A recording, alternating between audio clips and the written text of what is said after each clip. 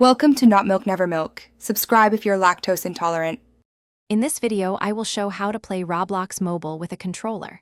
First, verify your mobile device has Bluetooth capabilities, ideally version 4.0 or newer, for a stable connection.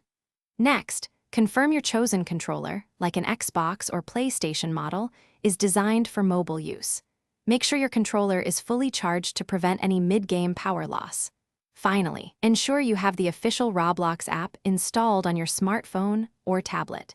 These initial steps are crucial for a smooth gaming experience. Now, let's get your controller connected. Begin by opening your mobile device's settings and turning on Bluetooth.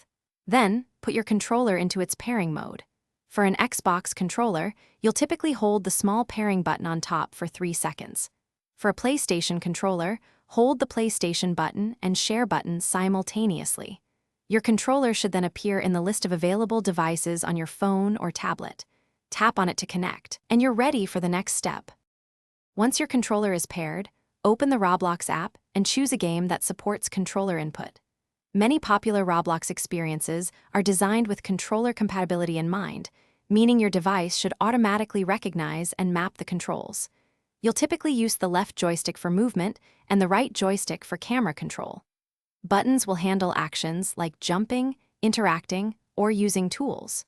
While most games offer seamless integration, some specific experiences might have in-game settings to fine-tune your controls, though this is less common on mobile. Should you encounter any issues, don't worry.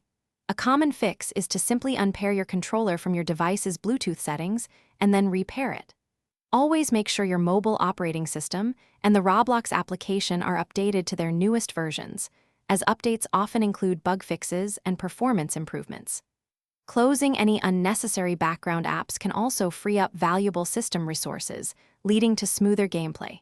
If all else fails, a quick restart of both your mobile device and your controller can often resolve most connectivity glitches.